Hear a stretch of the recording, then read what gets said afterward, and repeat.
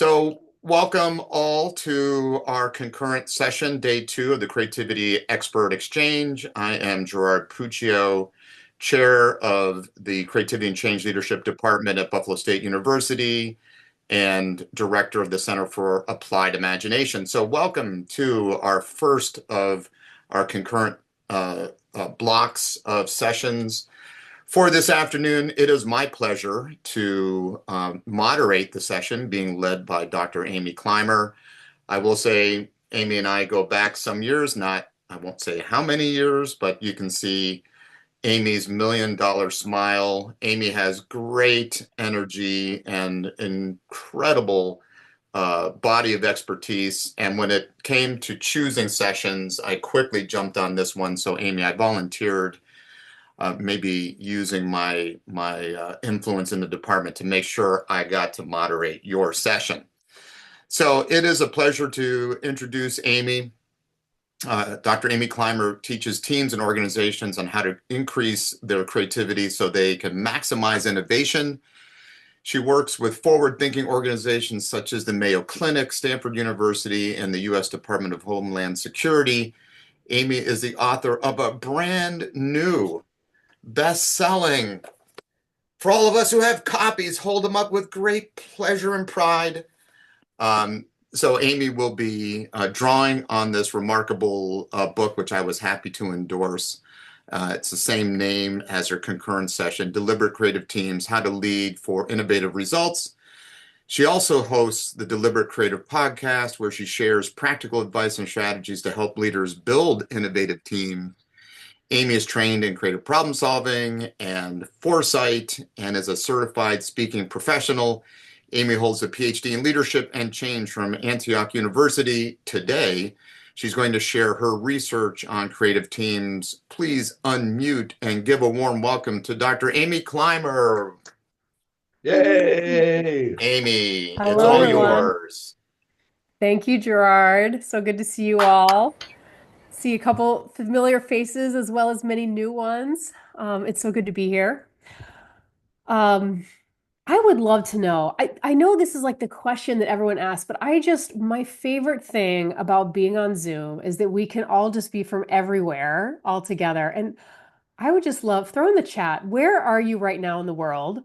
I am in Orlando, Florida. I live in Asheville, North Carolina, but I'm at my mom's house here for a conference. So throw in the chat, where do you live? I'm just so curious. Oh, Suzanne, you're also in Florida. Very cool. We got New Jersey, Toronto, Buffalo, of course. We have Quebec Buffalo. City. Third floor office in my home in Buffalo, southeast corner.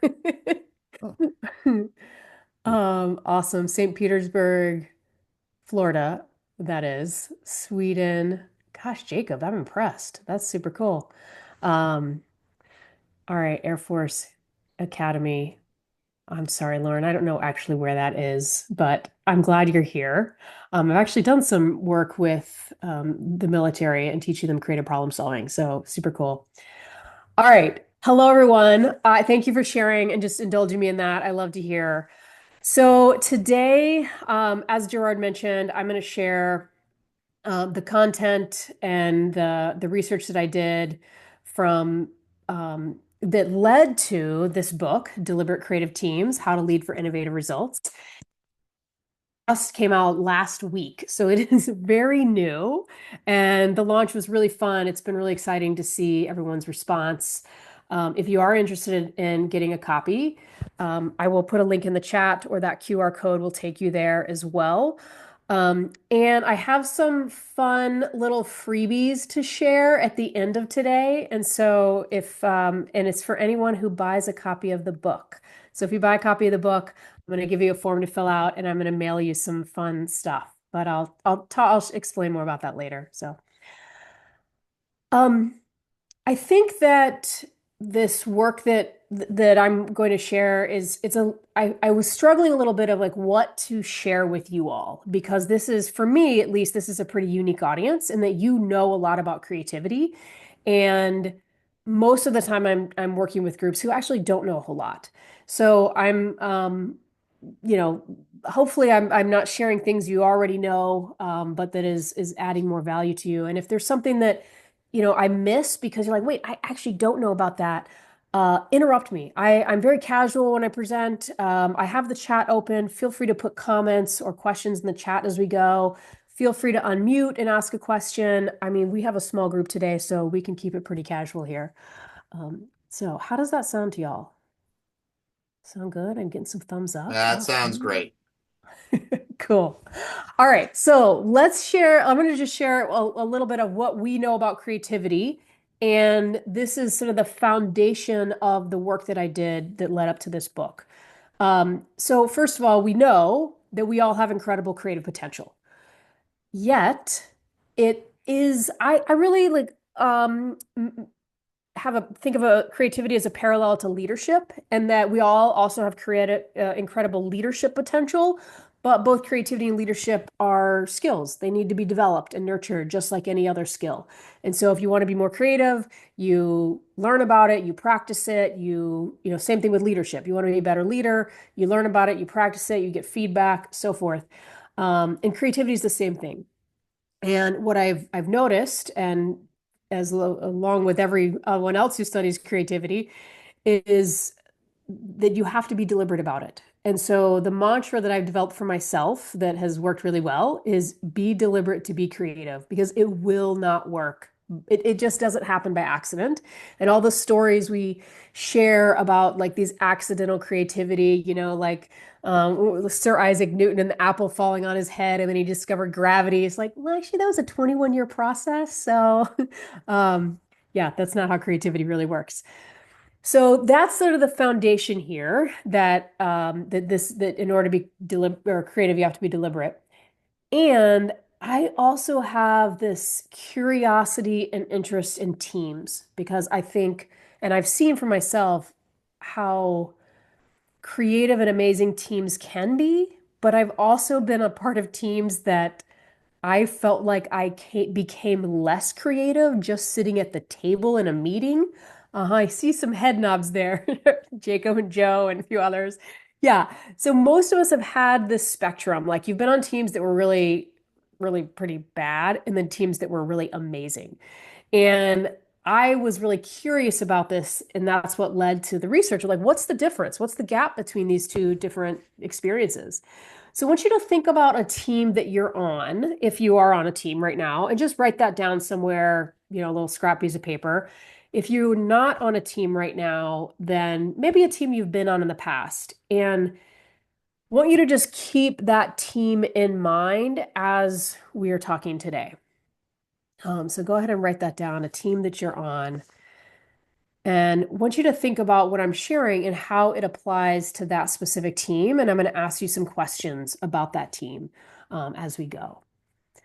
Yeah, Suzanne, great. Yes, a board. And just to clarify, when I say team, I'm meaning this in the broadest of senses. So a small group of people that work together who have, a common purpose or goal that they're striving for. This could be a board, it could be a work team, it could be a volunteer team. It could be a sports team. I feel like sometimes those have a little different setups, little different situations, but I mean, it even could be your family. If you're especially like your immediate family that lives together, if you all find yourself in situations where you're working together, then that could work. All right, I love it. In fact, why don't y'all follow Suzanne's lead there? And if you would throw in the chat, what's the team that's on your mind right now that you're going to think about as we move forward?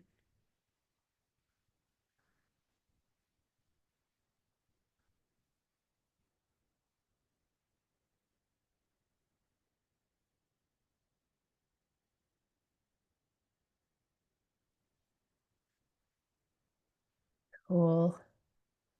I love this. All right, we got a couple of people have said their department. Um, Joe, you might get props for the most unique team name, the Galactic Writing Federation. I love that. A DEI work group, faculty education program committee. Okay, cool. Awesome. This is great. I love where y'all are going with this. Okay. So, why bother? What difference does it make? My guess is many of you share this sentiment, but I believe that we as humans, we have the capacity to solve every problem on this planet.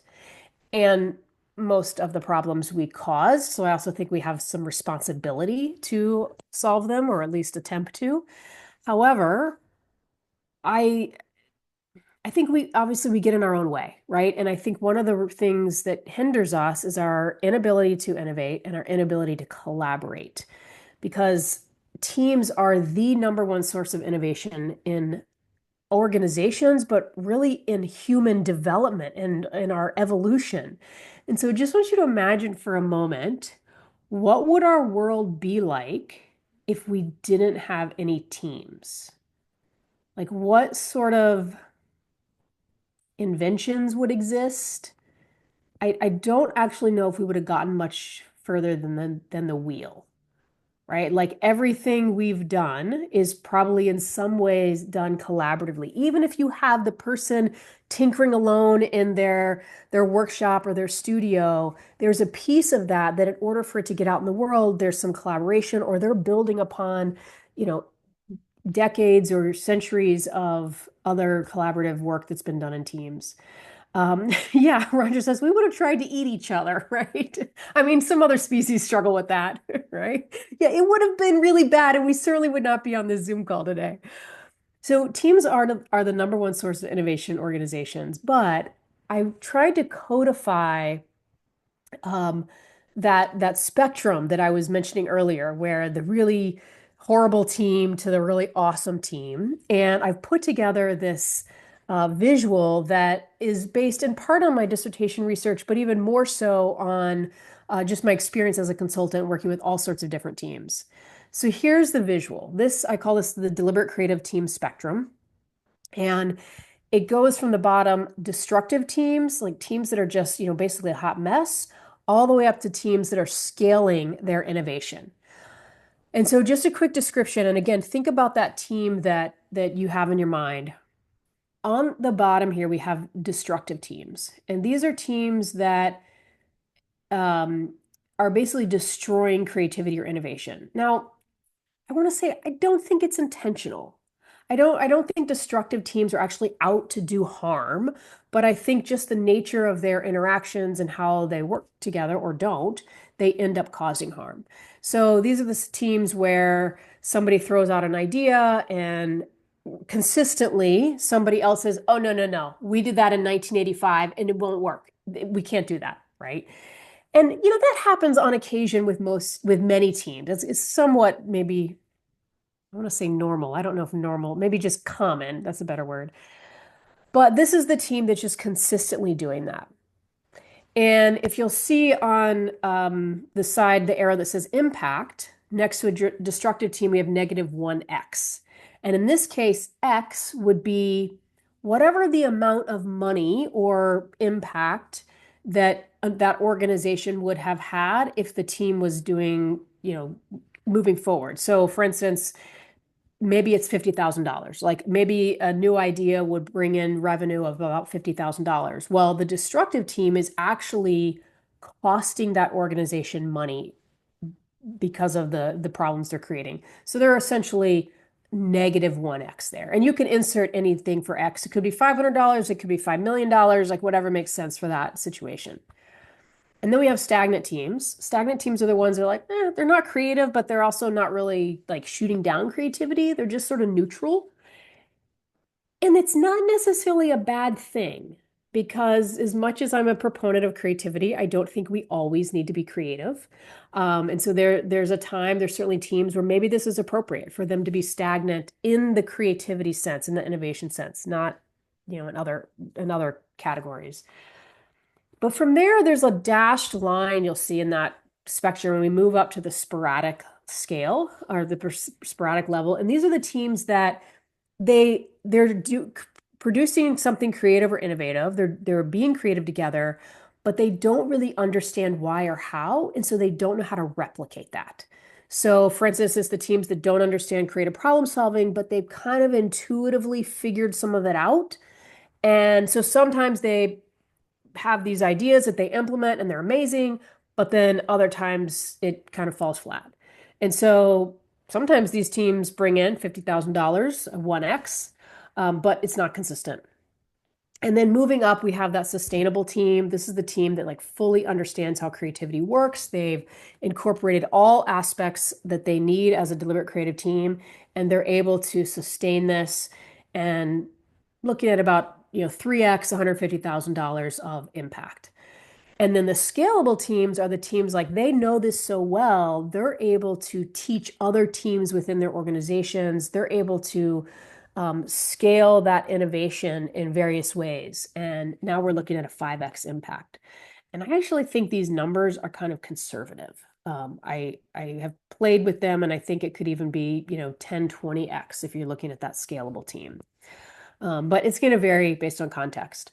So I'm curious, that team that you wrote down, where do you think they fall in the spectrum? And before you share, I have seen that most people tend to overestimate where their team lands. But I'm just curious, where do you think your team would fall in the spectrum, as a deliberate creative team? Go ahead and throw that in the chat. What's that word?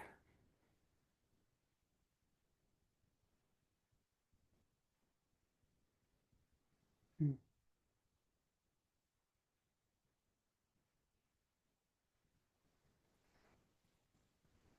cool. All right, we got it kind of all over the place.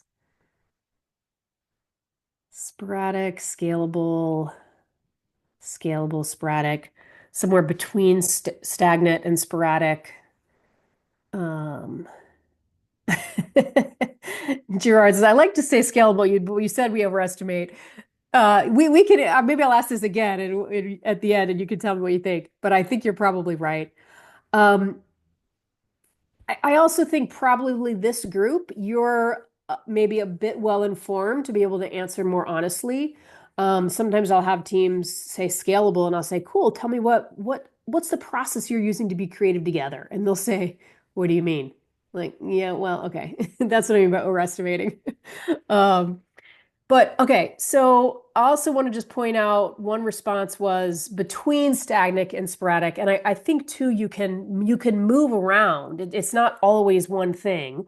It is a continuum. So anyway, I find this is helpful, and my goal with the groups that I work with is at the very minimum, let's get above that dash line, but wherever they're at, trying to get them one notch up higher. And it could take a while to move all the way up. I mean, potentially even, years.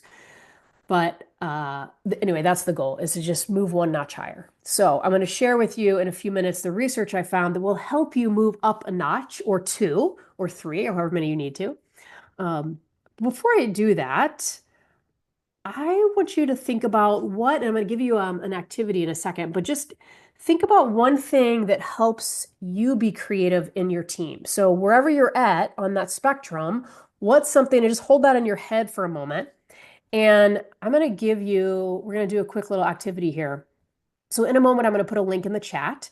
And when I do, you're going to go to this web page, and you could do this on your phone or computer. And you'll see the question there at the top that says, select a card that represents what helps you be creative in teams. And there's about 50 different images here. And you'll click on one of them, and then you'll just type in your name. Just first name is fine, doesn't matter. And then a sentence or two about how does that card represent what helps you be creative in teams. And then you'll hit create response, and you'll be able to see everybody else's response as well. So if you prefer to do this on a separate device, there's the QR code. And I'm also going to put a link in the chat if you would prefer to do it on the computer. So there it is. Links in the chat or QR codes on the screen. So take a moment and respond to that.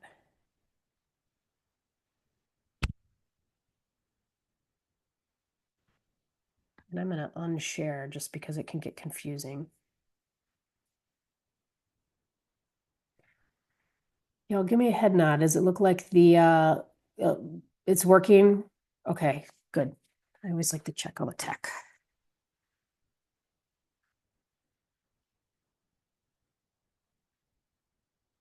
Welcome everyone who's just joined. Good to see you. Jeff Goldberg. Are you Jeff Goldberg of Virtual Facilitation? I am. Hi, Jeff. Good to Hey, see you. Amy. I didn't even know you were in this connected to this community. I Small world. am. That's awesome. Amy, could you put up that code again because the link isn't working for me? Oh, okay, absolutely. Thank you.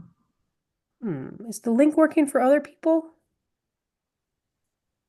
It worked in one browser, but not the other for me. So Oh, interesting. Okay. It probably, I know it works on Chrome. But anyway, there's the QR code again if you want that. And I already see some responses coming in. I'll hide those so that you're not swayed by them.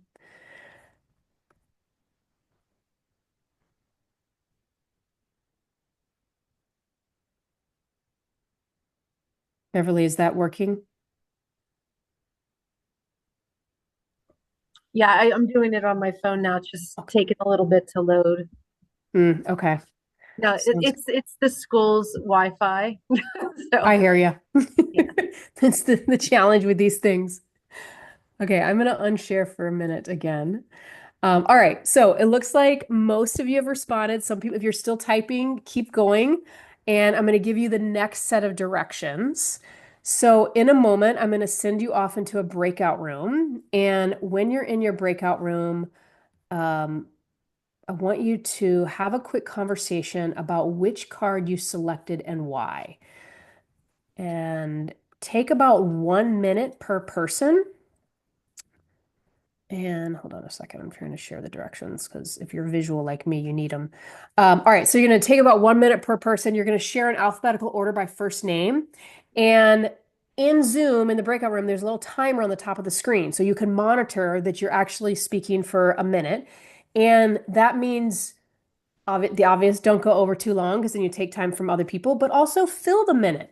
Go into a little depth because you could answer this question in 15 seconds, but I think it would be better to go at least a minute or around a minute. All right, so I'm gonna see. Cool. So you're gonna be in a breakout room with 2 to 3 people total. If you finish your conversation early, just hang out there, keep talking about creativity in teams, and then I'll bring you back after 5 minutes. Actually, I'm going to make it 4 minutes. We're going to do 4 minutes. So I will see you all in 4 minutes. So you're going to have to be on, like really on task. All right, enjoy.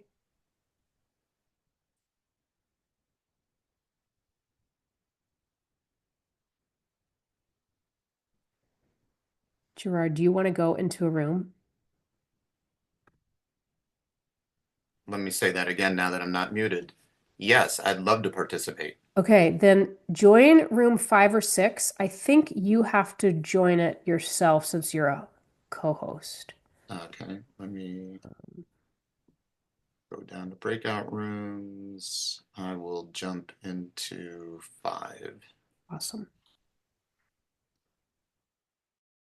Oh, that's kind of a separate work group that I help lead. Okay.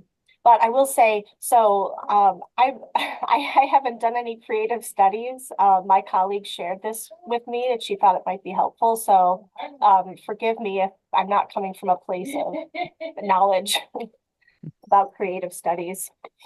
That's perfectly fine. We accept learners wherever they happen to be. So Thank pleasure to you. have you here, Emily. I just got sent to the room, so apologies for being late. And we only have a couple of minutes, and there's 3 of us. And if I remember right, Amy said she wanted us to go in alphabetical order, starting with the person first name. So I think I guess that's that's Emily. me. Yeah, I was just saying to Jacob, so I had said I was thinking about the diversity, equity, and inclusion work group that I'm part of here at work. And I had selected I think the paintbrush. Yeah. Yep, I see it. I think it just helped me envision kind of, being able to throw out ideas and make mistakes and, you know, paint over something. Maybe that's too literal, but I think it's a really supportive group where we can really kind of come together and work out any issues that we're facing kind of as a collective organization. And we're very regular with our meetings. And so I don't know where I'd say we fall on that scale of creativity. Yeah. I think it's kind of hard for me to judge, but I think that we're very effective in furthering the work. So I'd be interested to connect with my work group and ask them how they feel we are on the creativity scale. Yeah. I'm not sure myself, but it it's a very positive group. So Yeah. You sound fortunate, so congratulations to have that team. thank I'll you. try to be very brief because we only have 57 seconds left. I picked the Okay. guitar, and as a faculty member leading the Creativity and Change Leadership Department, my goal has always been to have individuals who are strong in their own rights, where they can bring their talents to the team that are complementary, like in a band, and then who are able to play well together to make beautiful music. And with that, I'll turn it to Jacob. Yeah, yeah, I'm sitting in a team doing business partnership in a big industrial company, and we need direction to be creative because it points in so many directions, and it's difficult to grasp where we want to go. It's so complex, so we need to have more clarity on the directions. I think too that will really help us be more creative. I'm sure. So that's the pickle I'm sitting in. And what image did you choose? I choose the errors, the going in different directions. Ah, okay. Nice, nice. So it looks like we got the warning. I love this exercise. I really like very much that scale that Amy presented. That is so useful. And the notion of deliberate creativity in teams is brilliant. Nice build on the deliberate creativity work. Awesome. I see smiles and thumbs up. That's good. I hope you had some good conversations. All right. I love seeing your responses on the Climer cards tool, and Rust and put in the chat, neat tool. So just to share with y'all, this tool is something I created. It's based on this deck of cards that I created a long time ago called Climer cards. They're a tool for facilitators and team builders. And then I created this app in 2020 because there was such a big need. And there's a lot more you can do with it than what we just did here. And I do free workshops on that every month, most every month, if you're interested in that. But I don't want to get into that. I just wanted to share in case you're curious. Oh, something weird just happened. All right, let's keep going. I want to share a little bit more about what impacts team creativity now that you've had a chance to talk about it. And let me just get some slides back up. Whoops, that's not the right one.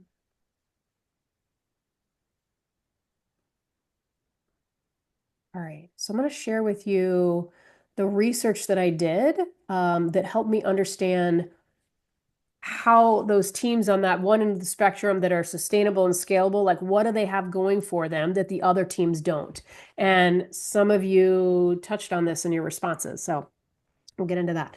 So just a brief description about the research, because I feel like this is a group that cares about these things. I usually skip this, but so this is part of my dissertation that I did a number of years ago, and I started off, just scouring the literature, of course, like everyone does, and I identified what I thought might be the things that most impact team creativity.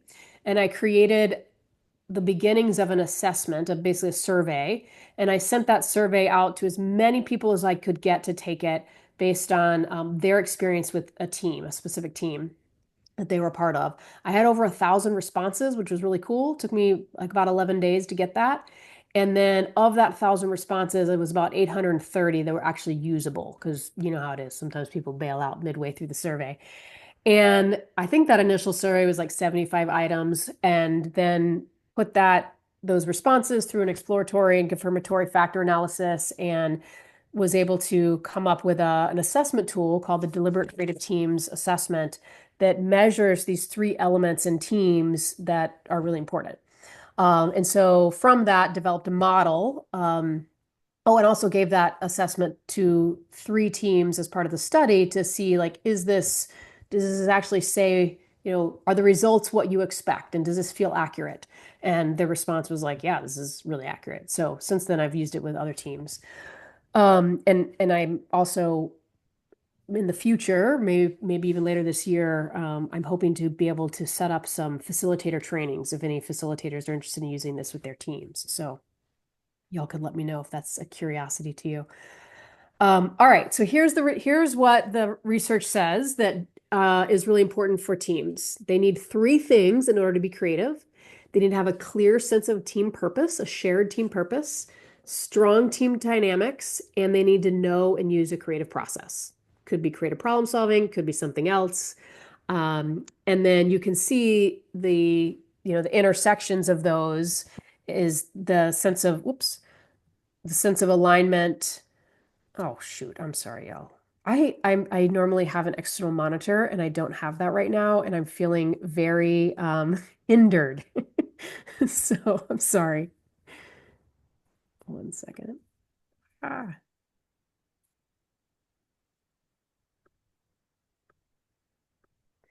Um, okay. Yeah. So you can see this intersection there, the motivation, alignment, and collaboration. And I go in a lot of depth in the book. For those of you who weren't here in the beginning, I have a new book out that just came out last week. Deliberate Creative Teams, How to Lead for Innovative Results. So let's get into these three and I'm just going to go brief because we don't have a lot of time, but I want to give you a little taste so that you can dig in further if you want to. So for team purpose, this is the team's collective focus, their shared goals, and the team's commitment to reaching those goals. Team dynamics are the behaviors and interactions within the team and the relationships between the team members. So it's like, what are they actually doing together? How do they treat each other? How do they talk to each other? That kind of thing. And then team creative process, these are the strategies, tools, and techniques that the team uses to be creative together. And this is the circle that I find for most of my clients. They have no clue that there's a creative process. And I've seen this in all sorts of organizations from manufacturing to healthcare to government to small nonprofits to big nonprofits. Most people have no clue. And I know many of you share this frustration because it's like we have known since the 70s that teaching creativity works, yet we don't do that, even though we need it. And anyway, I could do a whole session on that, but we won't get into it. I know so I see some knowing smiles out there. It's good. So I'm curious, which do you think, the little bit that you know right now, which do you think that your team is strongest in, and which do you think your team is weakest in? So throw that in the chat. You can just put like S colon dynamics or S colon process or whatever, and then W colon. Where do you think you're strongest and weakest in that team you were thinking about before?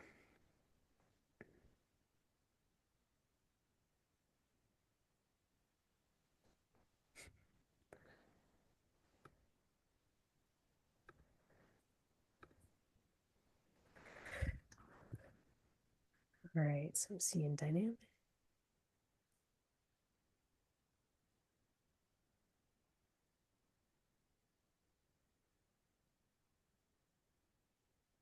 All right, so it looks like a lot of strength in dynamics, purpose and dynamics. Weakest in process.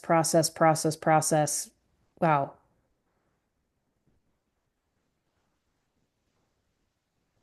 Yeah, Rogers is not sure. It is hard too because I'm asking you to assess this based on your own perspective. And when you're taking like the real assessment, you would have everybody's perspective combined because sometimes what happens is you think that the team's really clear on purpose, but then someone else doesn't, right? And that obviously could be a challenge. Cool. All right, so let's get into a little bit more about this. Team purpose. When in the Climber Cards activity we just did, both a couple people, Jacob and Sophie, both said that they both had comments related to the purpose. So this is something that they felt that teams that helps them be creative in teams is to have direction, to have an aligned purpose. Yeah, the research backs you up. So it's kind of cool to see you're having that same experience. So just a quick little tip, if you feel like your team's not that aligned on purpose or you're not sure, all you gotta do is have a conversation about it. It's really simple.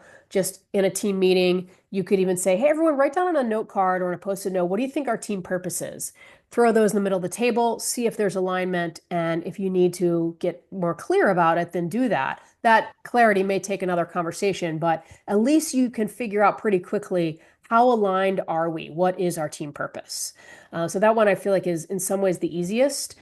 There's some interesting research by Jonathan Cromwell, who was a PhD student under Teresa Amabile, where he says actually purpose is not that important for creativity. But then he kind of argues both sides, appropriately so. And this is part of his dissertation. So there's some more depth on that in the book. So there's sort of a time and place. Like sometimes purpose comes second, but you need to have some clarity from the beginning. Otherwise, it's hard to know what's expected of you. All right, so team dynamics. Let's briefly talk about these. And a couple people there mentioned this in their Climer cards response. So the three team dynamics that I found are most important are trust, conflict, and communication. So trust meaning we trust each other well enough that I can throw ideas out on the table. And I know I'm not going to get like thrown under the bus. That I can share, I can basically be myself. This doesn't mean I need to trust everyone to the depth I might trust, my best friend or my spouse, but there's at least a moderate level of trust. And then there's conflict, and the type of conflict that's needed is conflict around the work. So you want some level of conflict, about a medium level. You want task conflict, which is, we're going to disagree around the ideas or how we should approach this. If you have no conflict, you risk moving into groupthink. But if you have too much conflict, then you're not going to get anything done. There's a great term that came from Jerry Hirschberg and this was in the 80s, and he was hired to do work with Nissan and to bring together like this American ingenuity with this Japanese engineering and meld them together for Nissan. And as you can guess, there was a lot of like cultural differences and cultural conflict, and they couldn't even agree on what radio station to listen to because, in the 80s, you had to listen to radio if you wanted music. And so he created this term creative abrasion, which is what you're going for. It's like this little sweet spot there. What's not helpful is conflict around personality or identity. That is, I can't think of any situation where that would be helpful. Yeah, good trouble. That's what you want, Rust.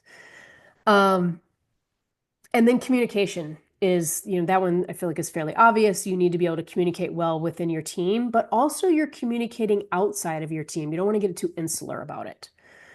So that's what dynamics are. And Jacob, whoops, I put this in the wrong. Oh, well, I was trying to put one of the responses there, but I put the wrong one. That was really more about purpose. This is what I was doing while y'all were in the breakout rooms. All right. So I think about, as far as when I think about dynamics, is one of the ways this shows up is how we respond to ideas. And thinking about when were you not open to an idea? And I got myself in trouble in a good way, I guess, or not really good trouble like Rustin was just mentioning, but I was having this conversation with my dad a few years ago. It was like, a family, some sort of holiday. We're all hanging out at his house and we're talking about, some national issue that really none of us knew anything about. And he said, oh, well, here's what I think they should do, and he launches into his opinion. And I look at him and I said, no way, that is never going to work. And he looked at me and he said, okay, Miss Creativity. And I thought, oh, touche. And what had happened, I see you, Roger. And I was so grateful that he actually made that comment because my dad, I've not given him foresight, but I know he would be off the chart ideator. He is, doesn't matter what your problem is, he's gonna have an idea for you. That doesn't mean that's any good, but he's gonna have something. And and I had just gotten into this pattern with him of shooting down ideas, which was really uncool. And I'm also a high ideator, but I'm also a high implementer. So I'm like, well, is that gonna actually work?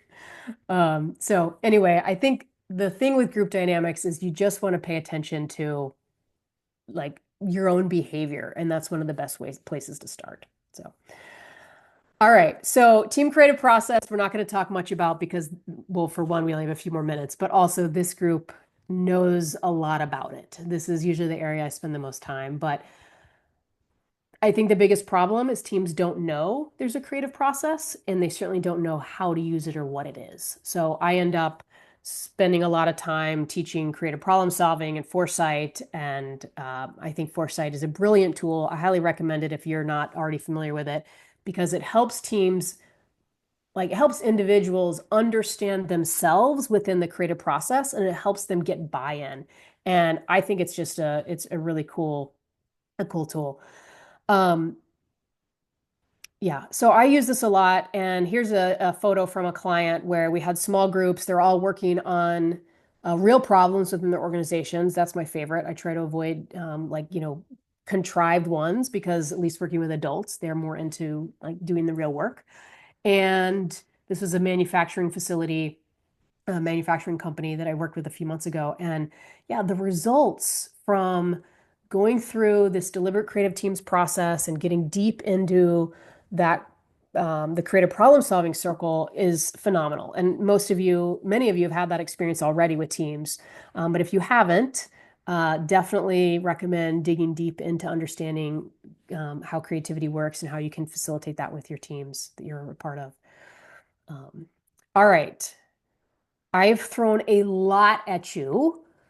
I think we've got a couple minutes left here, and I would love to just if anyone has any questions that they want to ask, there's a couple things I want to share one more time for you all. I'm going to put this in the chat. I'm going to put 3 resources for you.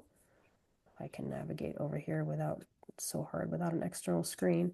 All right, so if you're interested in this book, which goes into a lot more depth on the research that I just talked about, that link is in there. I also put a link that if you've bought the book and you would like a little freebie, I'm gonna stop sharing my screen. I will be happy to send you a sticker, a Be Deliberate to Be Creative sticker, as well as this little like cheat sheet that you can have. And anyway, I'll be happy to mail those to you if you're in the United States. If you're outside the US, I'll send you a PDF of some fun stuff. But yeah, international mail is, which we won't talk about all the reasons why, but anyway. All right, love to open it up for like 1 or 2 minutes here. Any questions with all that I've just thrown at you? Feel free to unmute or throw your question in the chat, whatever you're most comfortable with. Amy, where do you want us to get your book from? Amazon, Barnes and Noble, or any of those? Any of those is fine, whatever works for you. Yeah.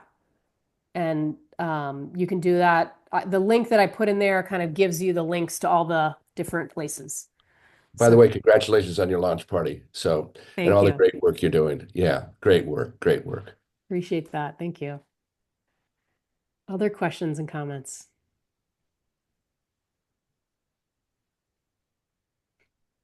Thank you, Rustin.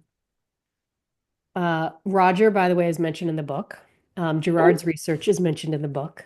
So you'll find some familiar research in there if you're Amy, I think you're in my book too. Oh, really? I think you're in there. Oh, I have that book. I don't know if I saw that. I have to look that up. Yeah, I think so. I Well, I love just it. bought it. I just bought yours. Yeah. Thank you, Roger. You're welcome. I'll probably mention your book in my paper. Oh, sweet.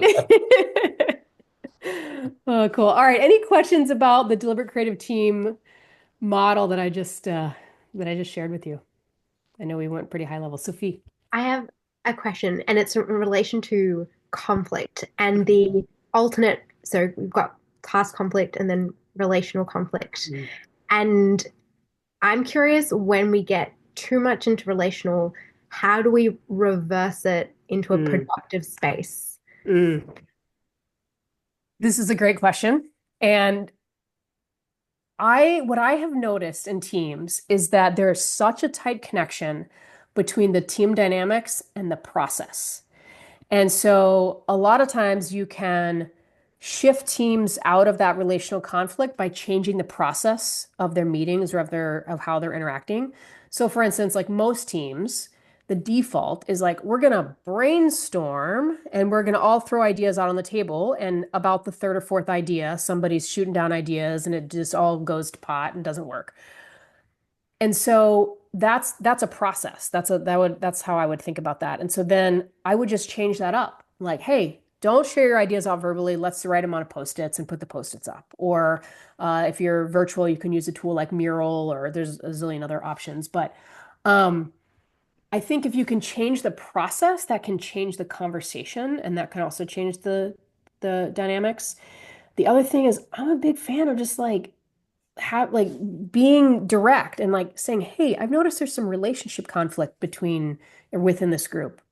Can we talk about that? And obviously do that with some deliberateness and whatever's appropriate for that group. But I think what's hard is when there's the elephant in the room and nobody's talking about it and it's just making a big mess. And so I think being direct about it and opening up that conversation can be helpful. Is that helpful, Sophie? Very helpful. Thank you. Okay, cool. All right, we're gonna officially close here.